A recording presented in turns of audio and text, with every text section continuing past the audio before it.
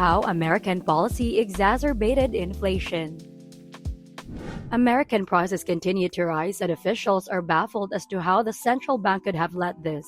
Former Federal Reserve Chair Ben Bernanke believes that overall forward guidance hindered the Fed's response to the inflation crisis in 2021. Investors anticipate further price hikes. By the summer of 2023, prices will have increased by a further 6.8%, according to the Fed's estimate of inflation expectations. It appears that the Federal Reserve may be somewhat to blame. It will be very difficult, especially in light of the recent events, according to the Federal Reserve Chair Jerome Powell. People will now anticipate even larger increases in the future. In that scenario, it kind of feeds back on itself. According to John Cochrane, senior fellow at Stanford University's Hoover Institution, America may be on the verge of stagflation, which may get better but may also grow significantly worse. Prepare yourself for uncertainty if the latter happens. Then, what does this mean for Americans, and how did the American government underestimate inflation? Hello there, this is the Financial Fortune, and in this video, we are going to talk about how American policy makes inflation worse. Before we start, please don't forget to leave a like, click subscribe if you haven't already, and hit the notification bell to be notified whenever we release new videos. First, let's talk about Federal Reserve. This is America's central bank. The Federal Reserve's duties include preserving the dollar's purchasing power and setting interest rates in the general interest. They're expected to reduce inflation and increase employment. It accomplishes this by collaborating with American-owned retail banks. Similar to how you would have an account at a bank, banks have one at the Fed. The Fed takes that money and invests it in the Treasury bills and mortgage-backed securities, while also paying the bank a small amount of income. The U.S. money supply is controlled by the Fed. Although some think that Congress's activities within the economy are much more significant, Fed's decisions can still have a major economic effect. Booth argued for reforming the Federal Reserve. The Federal Reserve needs people who experience the effects of monetary policy, not just people with PhDs who have never worked in the real world, have a passion for life, and aren't faced by the zero interest rate policy that makes life harder for savers without access to a lifetime public pension. The work of the Fed is challenging. Making future projections entails asking questions like, how much will inflation be in a year? What should we do if it's up in that case? According to experts, the U.S. Central Bank has made crucial choices that have improved outcomes throughout history. Supporters cite the Fed's robust credit provisions during the 2020 recession as evidence. Millions of individuals were finally kept afloat by this money while the world came to a standstill. For more than 3 decades, the bank also maintained a balance of low unemployment, low loan rates, and low inflation. The stability let more employment get created while limiting price hikes, but errors do occur from time to time. According to Bernanke, the Fed's response to the inflation issue last year was moderately hampered by forward guidance generally. In retrospect, he thinks that was a mistake, and he believes that the Fed agrees. So these are the 3 major mistakes of the Fed.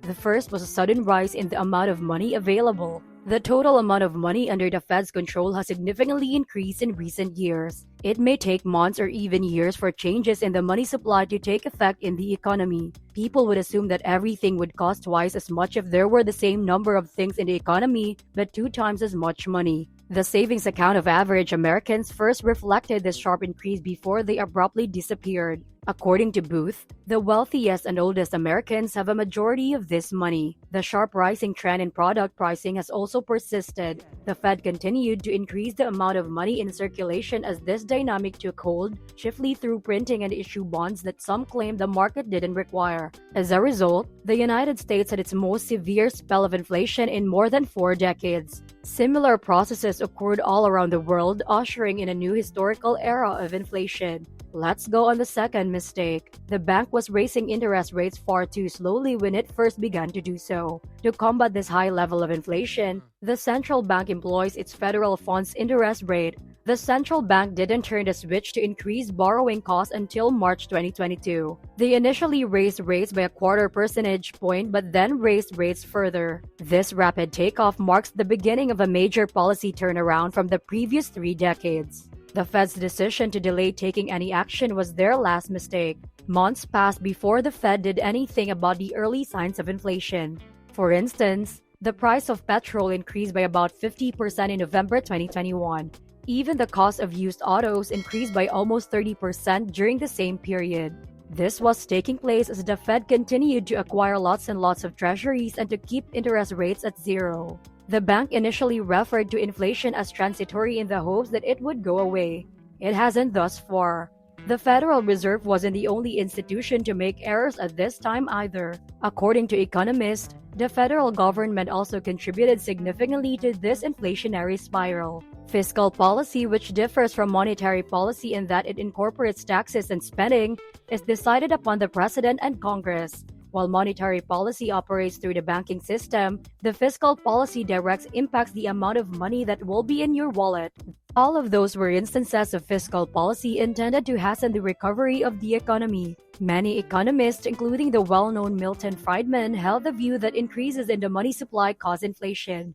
Inflation will result if you create money and distribute it to people, drop it from helicopters, as Friedman stated. The present Federal Reserve Board monitors the supply using a collection of statistics that is available to the general public. In 2020, there was a noticeable increase. The true recipients of this money were the ones who spent, saved, or invested it. This prompts an intense surge in demand. At the same time, it was also surpassing the supply of the available commodities, which could have led to inflation. A large portion of such money was used to pay for urgent COVID expenses like the American Rescue Plan. Because it received sizable loans of the Fed, the government was able to spend money that it did not have. According to Cochrane, the U.S. government printed money during the latter 2 years of the pandemic in order to spend it, distribute it, and make transfer payments. Although it isn't technically printing money, from an economic perspective, it is the same as printing money and distributing it. Moreover, it leads to inflation. So that includes monetary policy as well as fiscal policy.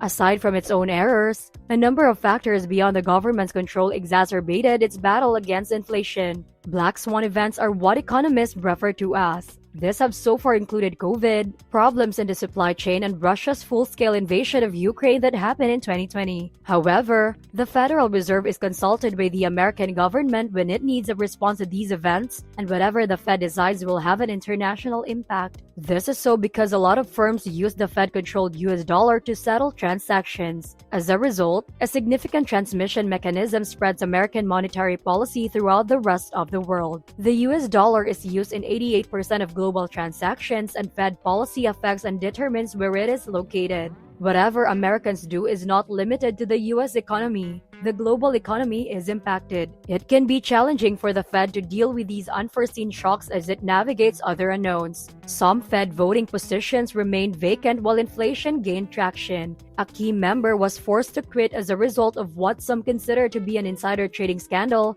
which made problems worse. Michelle Baumann and other voting members spoke out against excessive inflation, but were not heard in the committee rooms. The Federal Reserve Board is a large institution with a large number of employees that need to know who will be their leader. According to Randy Quarles, if there had not been such a high degree of internal uncertainty and conflict, the Fed would have raised interest rates last year when it realized that policy had deteriorated, particularly in relation to the housing market, the only source of inflation currently under the Fed's control that it appears to be making a valiant effort to eradicate. Given the circumstances, Cramer continued, it appears that the Fed was mistaken in continuing to support the market since it just served to fuel the inflationary fire that everyone is currently dealing with.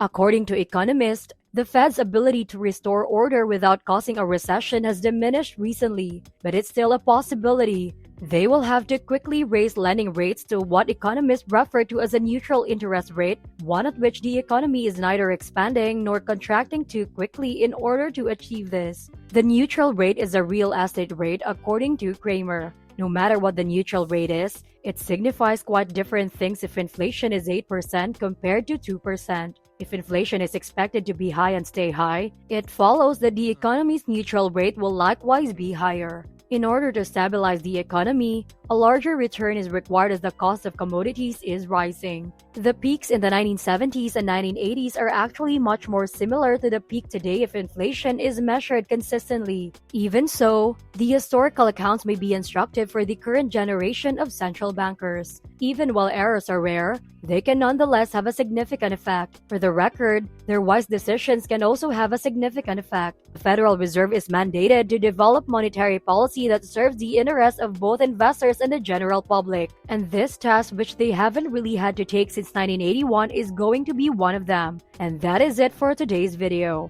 This is a Financial Fortune, and thank you for watching.